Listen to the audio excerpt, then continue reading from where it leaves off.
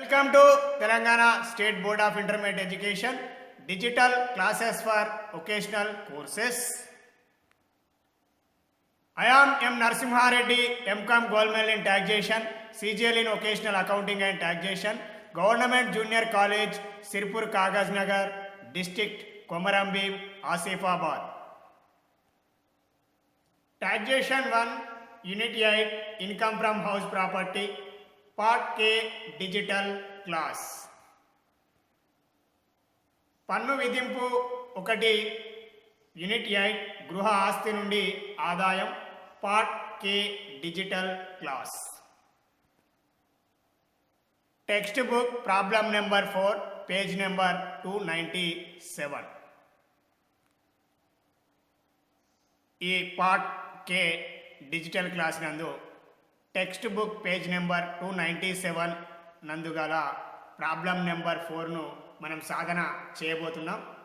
ఇక ప్రాబ్లం విషయానికి వచ్చినట్టయితే, శ్రీమతి సౌభాగ్య ఒక గృహమును రూపాయలు 8,000 చొప్పున అద్దెకు ఇవ్వబడను. సమంజసమైన అద్దె విలువ రూపాయలు 1,50,000. పురపాలక సంఘపు అద్దె విలువ రూపాయలు 12,000 ప్రతి నెలకు. ఖర్చులు ఈ క్రింది విధంగా కలవు. అగ్ని బీమా రూపాయలు 800. చెల్లించిన పురపాలక సంఘపు పన్నులు రూపాయలు 9,000. గృహ నిర్మాణం కోసం తీసుకున్న అప్పుపై చెల్లించిన వడ్డీ సంవత్సరానికి రూపాయలు 6,000. గృహ ఆస్తి నుండి ఆదాయంను లెక్కింపు. అంటే అస్సెస్సీ అయినటువంటి శ్రీమతి సౌభాగ్య గారు గత సంవత్సరం 2019-20 నందు ఆవిడకు సంబంధించినటువంటి గృహాన్ని అద్దెకివ్వడం ద్వారా ఆదాయాన్ని పొందుతున్నారు. అదేవిధంగా ఆవిడ చెల్లించినటువంటి ఖర్చుల వివరాలను, అదేవిధంగా పురపాలక సంఘపు విలువను, అదేవిధంగా సమంజసమైనటువంటి అద్దె విలువను, అదేవిధంగా మనకు వాస్తవమైనటువంటి అద్దె విలువ వివరాలను ఇవ్వడం అనేది జరిగింది. కావున ప్రస్తుత పన్ను నిర్ధారణ సంవత్సరం 2020-21 గాను శ్రీమతి సౌభాగ్య గారి యొక్క మనం గృహ ఆస్తి నుండి ఆదాయంను లెక్కించవలసి ఉంటుంది. Text book page number 297 problem number 4.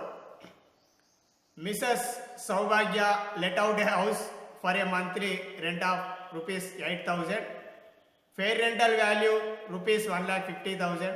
Municipal rental value ₹12,000 per month.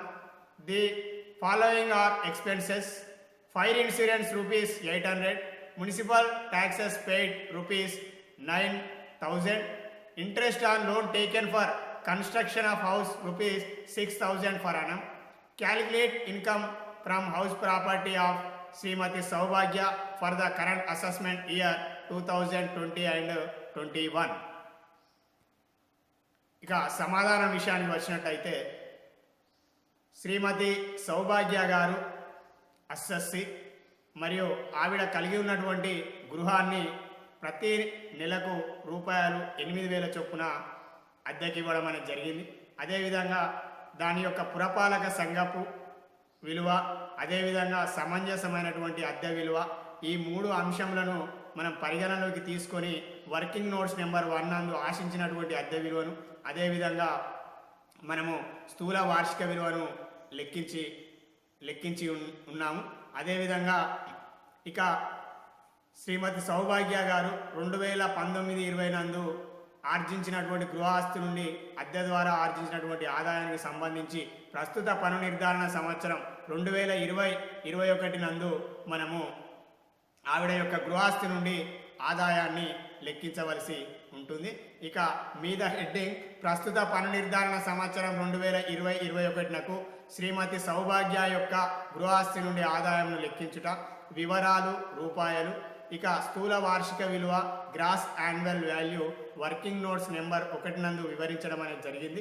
అదేవిధంగా వర్కింగ్ నోట్స్ నెంబర్ 1 నందు మనము స్థూల వార్షిక విలువను లెక్కించగా వచ్చినటువంటి మొత్తం ₹1,50,000.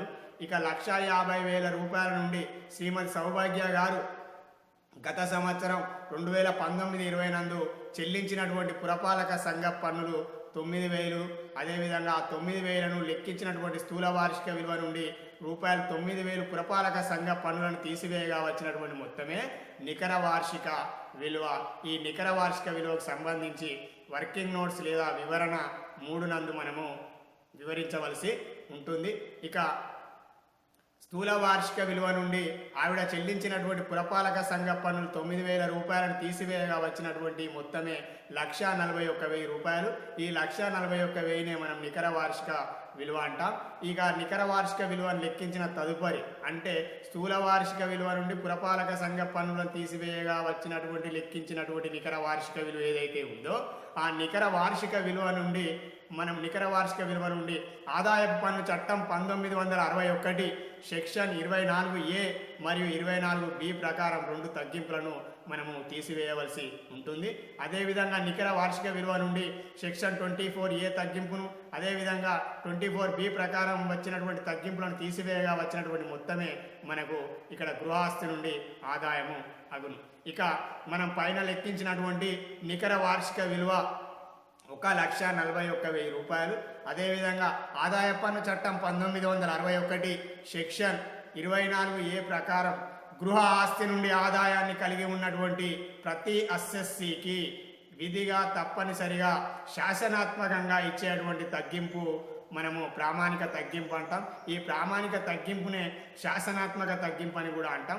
ఈ శాసనాత్మక లేదా ఈ ప్రామాణిక తగ్గింపు ఆదాయ పన్ను చట్టం 1961 సెక్షన్ 24A ప్రకారం లెక్కించినటువంటి నికర వార్షిక విలువ పైన మనం 30% లెక్కించవలసి ఉంటుంది. ఇక్కడ శ్రీమతి సౌభాగ్య గారి యొక్క నికర వార్షిక విలువ 1,41,000 రూపాయలు.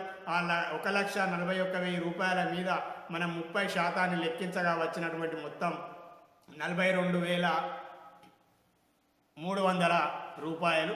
ఇక ఈ 42,300 రూపాయలు నికర వార్షిక లెక్కించడం అనేది మనం వివరణ 4 నందు మనం వివరించబోతున్నాం. అదేవిధంగా ఇంటి కోసం తీసుకున్నటువంటి అప్పుపై వడ్డీ సెక్షన్ 24B ప్రకారం శ్రీమతి సౌభాగ్య గారు గృహ నిర్మాణం కోసం తీసుకున్నటువంటి అప్పుపై చెల్లించినటువంటి వడ్డీ 6,000 రూపాయలు. కావున ఆదాయ పన్ను చట్టం 1961 నిబంధనల ప్రకారం గృహాస్తి నుండి ఆదాయాన్ని లెక్కించేటువంటి సందర్భంలో మనము ఇక నికర వార్షిక విలువ నుండి ప్రామాణిక తగ్గింపు మొత్తాన్ని అదేవిధంగా ఇంటి కోసం తీసుకున్నటువంటి అప్పుపై వడ్డీ 24B సెక్షన్ ప్రకారం మనం తీసివేయవలసి ఉంటుంది. ఇక్కడ ప్రామాణిక తగ్గింపు లేదా శాసనాత్మక తగ్గింపు 42,300 ప్లస్ ఇక్కడ ఇంటి కోసం తీసుకున్నటువంటి అప్పుపై చెల్లించినటువంటి వడ్డీ 6,000 రూపాయలను కూడగా వచ్చినటువంటి మొత్తం 48,300. ఈ 48,300ను మనం లెక్కించినటువంటి నికర వార్షిక విలువ అయినటువంటి 1,41,000 నుండి తీసివేయగా వచ్చినటువంటి మొత్తం 92,700 రూపాయలే శ్రీమతి సౌభాగ్య గారి యొక్క గృహ ఆస్తి నుండి ఆదాయం.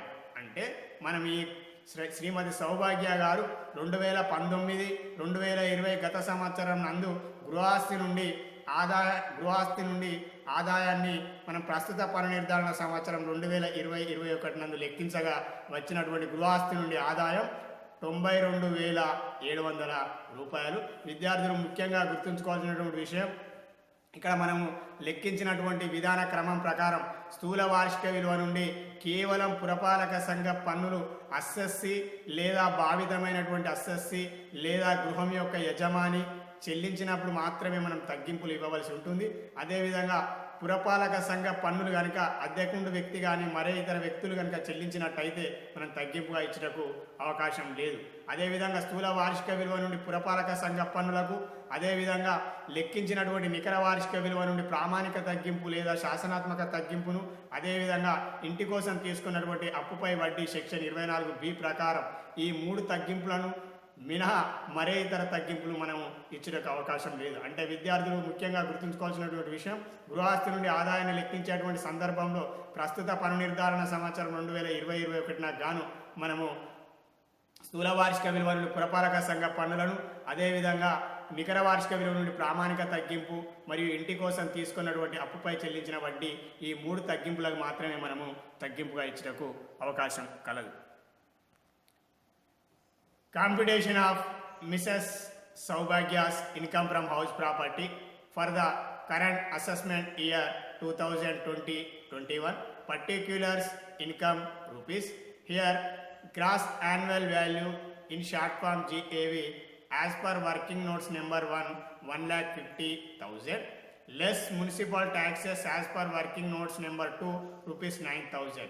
Here calculated gross annual value as per working notes number 1 is rupees 1,50,000, less municipal taxes as per working notes number 2 is equal to 9,000 rupees.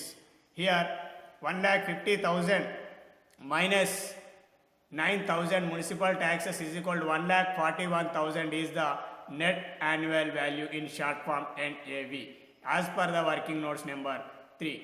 Here gross annual value 1,50,000 minus 9,000 municipal taxes is equal to 1,41,000 is the calculated net annual value. After completion of net annual value calculation, we need to give two deductions from net annual value is standard deduction under section 24A and interest on loan taken for construction of house, repairs of house, renovation of house or purchase of house etc. is allowed deduction from net annual value. Here standard deduction is a fixed rate on net annual value. Standard deduction under section 24A is fixed rate with the 30% of net annual value. Here calculated net annual value is 1,41,000 multiply with 30 divided by 100 as per working notes number 4 is equal 42,300 is the standard deduction. Then second point is interest on loan under section 24B as per working notes number 5 is rupees 6,000. Here 42,300 standard deduction plus interest on loan under section 24B 6,000 is equal to 48,300. We need to deduct from the calculated net annual value 1,41,000. Here 1,41,000 minus 48,300 is equal to 92,700 is income from house property of Mrs.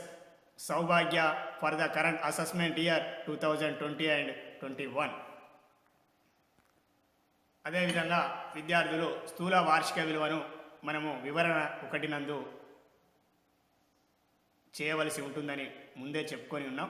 ఇక స్థూల వార్షిక విలువను మనం 2 పద్ధతుల ద్వారా లెక్కించబోతున్నాం. ఈ 2 పద్ధతులు అందు విద్యార్థులకు అనుకూలమైన ఒక పద్ధతి ద్వారా చేసినట్లయితే సరిపోతుంది. 2 పద్ధతుల ద్వారా తప్పనిసరిగా చేయవలసినటువంటి అవసరము లేదు. అదేవిధంగా ఇక స్థూల వార్షిక విలువను లెక్కించేటువంటి క్రమంలో వర్కింగ్ నోట్స్ నెంబర్ 1 లేదా వివరణ నెంబర్ 1 ముందుగా మొదటి పద్ధతి అందు కనుక లెక్కించినట్టయితే మనము స్టెప్ నెంబర్ 1 నందు ఆశించిన అద్దె విలువను లెక్కించవలసి ఉంటుంది.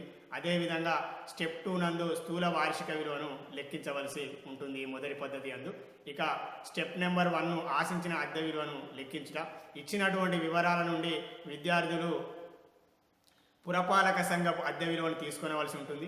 అదేవిధంగా సమంజసమైనటువంటి అద్దె విలువను తీసుకొని ఆ 2 మొత్తంలో గరిష్ట విలువనే మనము స్థూల వార్షిక ఆశించిన అద్దె విలువగా నిర్ధారించవలసి ఉంటుంది. ఇక ఇచ్చినటువంటి వివరాల ప్రకారం పురపాలక సంఘపు అద్దె విలువ 12,000 ప్రతి నెలకు ఇంటూ 12 నెలల కాలానికి 1,44,000 రూపాయలు పురపాలక సంఘపు అద్దె విలువ. అదేవిధంగా సమంజసమైనటువంటి అద్దె విలువ 1,50,000 రూపాయలు సంవత్సరానికి.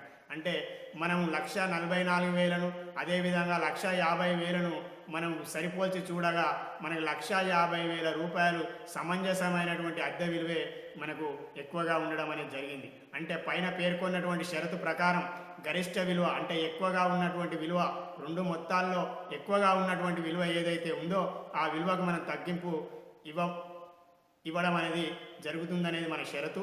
ఆ షరతు ప్రకారం బి అయినటువంటి సమంజసమైనటువంటి అద్దె విలువ 1,50,000 రూపాయలు సంవత్సరానికే 1,44,000 అయినటువంటి పురపాలక సంఘపు అద్దె విలువ కంటే ఎక్కువగా ఉండడం అనేది జరిగింది. కావున ఇక్కడ మనం ఆశించినటువంటి అద్దె విలువను 1,50,000గా మనం తీసుకునవలసి ఉంటుంది. ఇక స్టెప్ నెంబర్ 1 నందు ఆశించిన అద్దె విలువ రూపాయలు 1,50,000 కనుగొన్న తదుపరి స్టెప్ 2 నందు స్థూల వార్షిక విలువను లెక్కించవలసి ఉంటుంది. అంటే స్టెప్ 1 నందు లెక్కించినటువంటి ఆశించినటువంటి అద్దె విలువను మనం ఇక్కడ ఏ అంశంగా తీసుకునవలసి ఉంటుంది. స్థూల వార్షిక విలువను లెక్కించేటువంటి సందర్భం స్టెప్ 2 నందు.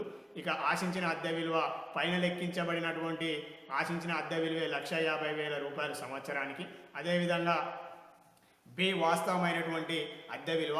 ఇచ్చినటువంటి వివరాల ఆధారంగా శ్రీమతి సౌభాగ్య గారు తను కలిగి ఉన్నటువంటి గృహాన్ని ప్రతి నెలకు 8,000 రూపాయల చొప్పున అద్దెకివ్వడం అనేది జరిగింది. అదేవిధంగా 12 నెలల కాలానికి మనం 8,000 రూపాయల చొప్పున లెక్కించగా వచ్చినటువంటి 96,000 రూపాయలే వాస్తవమైనటువంటి అద్దె విలువ.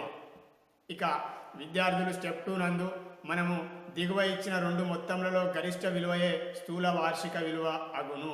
అంటే గరిష్ట అనేటువంటి పదానికి ఎక్కువ అని అర్థం. కావున ఇక్కడ విద్యార్థులు ఆశించినటువంటి అద్దె విలువను అదేవిధంగా వాస్తవమైనటువంటి అద్దె విలువను సరిపోల్చి చూసినట్టయితే మనకు ఆశించినటువంటి అద్దె విలువ ఏదైతే ఉందో 1,50,000గా మనకు కనిపించడం అనేది జరుగుతుంది. అదేవిధంగా ఈ 1,50,000 రూపాయలు వాస్తవమైనటువంటి అద్దె విలువ అయినటువంటి 96,000 కంటే ఎక్కువగా ఉన్నందున మనము స్థూల వార్షిక విలువను 1,50,000 రూపాయలుగా మనం నిర్ధారించడం అనేది జరిగింది. అంటే స్టెప్ నెంబర్ 1 నందు ఆశించినటువంటి అద్దె విలువను లెక్కించి తదుపరి స్టెప్ 1 నందు లెక్కించినటువంటి ఆశించిన అద్దె విలువను ఏ అంశంగా తీసుకుంటూ మళ్ళీ బి అంశంగా వాస్తవమైనటువంటి అద్దె విలువను తీసుకొని ఈ 2 మొత్తాల్లో గరిష్ట విలువ ఏదైతే ఉందో ఆ గరిష్ట విలువనే మనము స్థూల వార్షిక విలువగా నిర్ధారించవలసి ఉంటుంది. అంటే శ్రీమతి సౌభాగ్య గారి యొక్క స్థూల వార్షిక విలువ గృహస్థు నుండి ఆదాయాన్ని లెక్కించేటువంటి సందర్భంలో మనము 1,50,000 రూపాయలుగా నిర్ధారించడం అనేది జరిగింది. అదేవిధంగా మొదటి పద్ధతి అందు చేసిన ఎడల లేదా రెండవ పద్ధతి అందు చేసినా కూడా వచ్చేటువంటి సమాధానంలో ఎటువంటి మార్పు అనేది ఉండదు. ఇక స్థూల వార్షిక విలువ గ్రాస్ యాన్యువల్ వాల్యూను దగ్గరి పద్ధతి అందు లెక్కించుట. స్థూల వార్షిక విలువ గ్రాస్ యాన్యువల్ వాల్యూ 1,50,000 రూపాయలు. ఇక షరతు ఈ దిగువ 3 మొత్తంలో గరిష్ట విలువయే స్థూల వార్షిక విలువ అగును. ఏ పురపాలక సంఘపు అద్దె విలువ మున్సిపల్ రెంటల్ వాల్యూ 12,000 ప్రతి నెలకు మల్టీప్లై విత్ 12 నెలల కాలానికి 1,44,000 రూపాయలు. బి సమంజసమైనటువంటి అద్దె విలువ ఎక్స్పెక్టెడ్ రెంటల్ వాల్యూ 1,50,000 సంవత్సరానికి. అదేవిధంగా వాస్తవమైనటువంటి అద్దె విలువ ఏఆర్వి యాక్చువల్ రెంటల్ వాల్యూ ఇక్కడ 8,000 ప్రతి నెలకు ఇంటూ 12 నెలల కాలానికి 96,000 రూపాయలు. అంటే మన ఈ దగ్గర పద్ధతి యందు సమాచారంలో ఇచ్చినటువంటి 3 అంశంలను మనం ఏబిసిగా తీసుకోవడం అనేది జరిగింది. ఇక్కడ ఏ పురపాలక సంఘపు అద్దె విలువ 1,44,000, సమంజసమైన అద్దె విలువ 1,50,000 కంటే తక్కువగా ఉండడం అనేది జరిగింది. అదేవిధంగా ఈ సమంజసమైనటువంటి అద్దె విలువ 1,50,000 పురపాలక సంఘపు అద్దె విలువ 1,40,000 కంటే ఎక్కువగానే ఉంది. అదేవిధంగా వాస్తవమైనటువంటి అద్దె విలువ 96,000 కంటే ఎక్కువగానే ఉండడం అనేది జరిగింది. అదేవిధంగా మనం పైన పేర్కొన్నటువంటి షరతు ప్రకారం ఈ దిగువ 3 మొత్తంలో గరిష్ట విలువ స్థూల వార్షిక విలువ అగును అనుకున్నాం. అంటే 1,44,000, 1,50,000, 96,000లో రూపాయలు 1,50,000 సమంజసమైనటువంటి అద్దె విలువే గరిష్టంగా ఉన్న కారణం చేత మనం గరిష్ట విలువ అయినటువంటి 1,50,000 రూపాయలే స్థూల వార్షిక విలువ అగును. అంటే మనం ఇక్కడ స్థూల వార్షిక విలువ పై 3 మొత్తంలో గరిష్ట విలువ అయిన రూపాయలు 1,50,000 స్థూల వార్షిక విలువ అగును. Working notes number 1, calculation of gross annual value in first method. Step number 1, calculating expected rental value which is higher of the following 2 amounts. A, municipal rental value as per the given information 12,000 per month multiplied with 12 months is equal to 1,44,000. B, fair rental value 1,50,000 per annum as per given information. Above, according to the above condition, which is higher of the following 2 amounts. Here, fair rental value rupees 1,50,000 is higher than the municipal rental value rupees 1,44,000. That's why expected rental value is rupees 1,50,000 as per step number 1 calculation. Then come to the step 2, calculating gross annual value, which is higher of the following 2 amounts. A, expected rental value above calculated amount 1,50,000 per annum. B, actual rental value as per the given information 8,000 for month multiply with 12 months rent is equal to 96,000. Here 1,50,000 expected rental value is higher than the 96,000 actual rental value. That's why gross annual value is rupees 1,50,000. Working notes. Calculation of gross annual value in shortcut method. Gross annual value GAV in short form rupees 1,50,000. Calculating gross annual value GAV, which is higher of the following three amounts. Here A municipal rental value in short form MRV 12,000 per month multiply with 12 months is equal to 1,44,000. B fair rental value 1,50,000 per annum, and C actual rental value ARV 8,000 per month multiply with 12 months as per given information of Mrs. Saubhagya.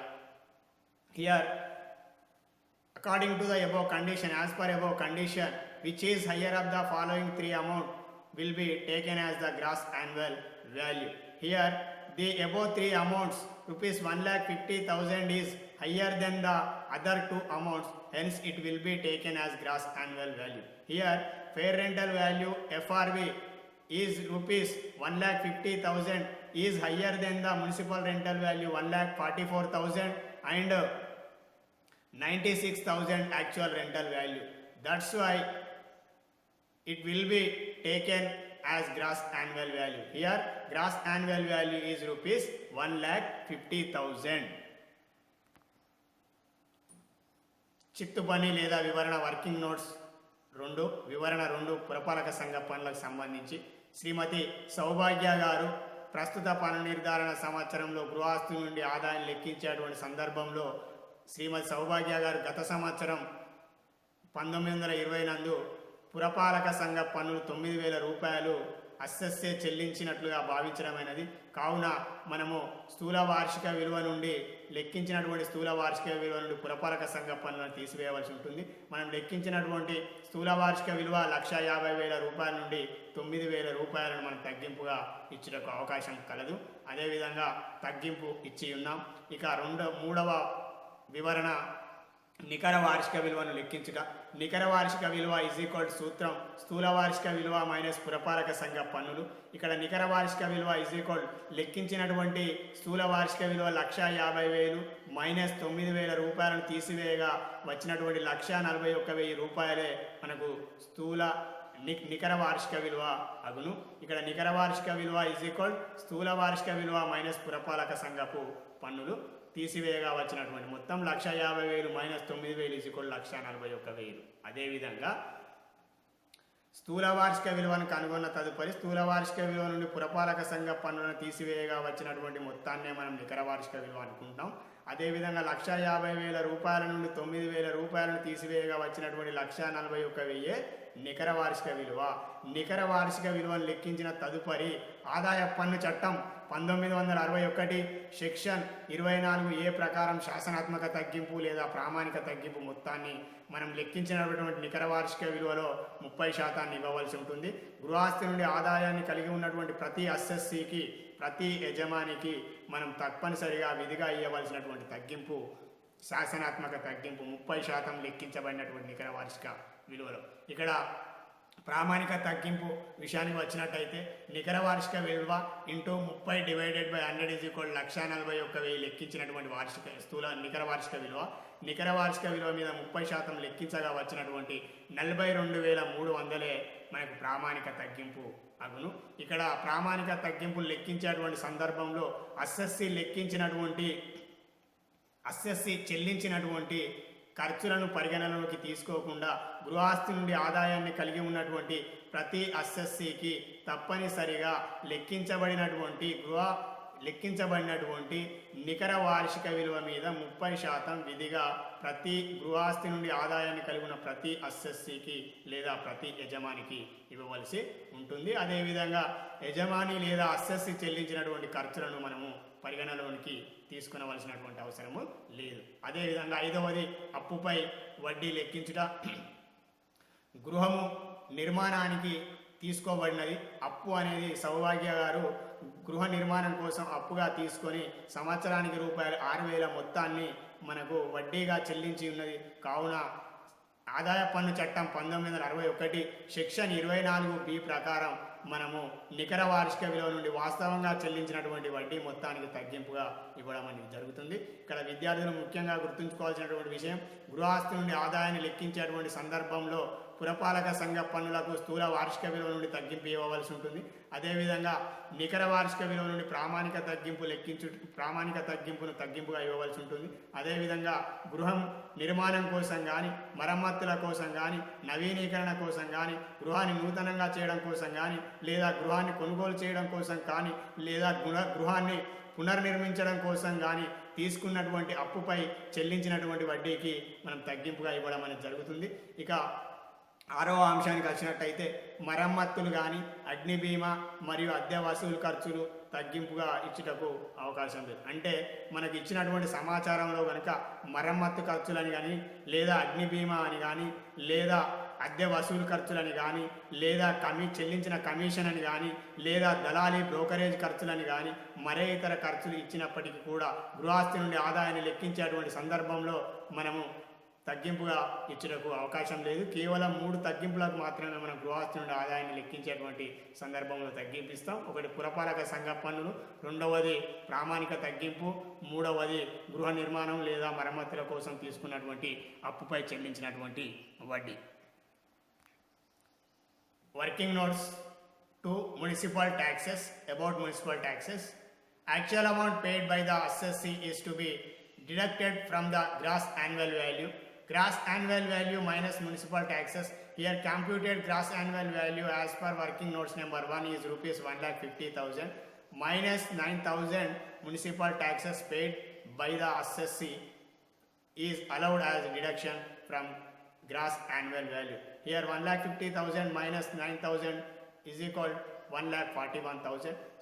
Working note number 3, calculating net annual value. Net annual value is equal to gross annual value minus municipal taxes. Here net annual value is equal to computed or calculated gross annual value is 1,50,000 minus municipal taxes paid by the assessee is rupees 9,000 is equal to 1,41,000 is the net annual value.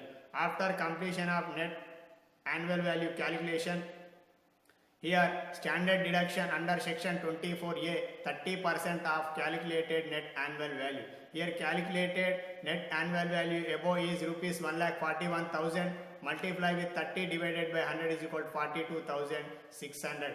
Standard deduction is equal to 42,300.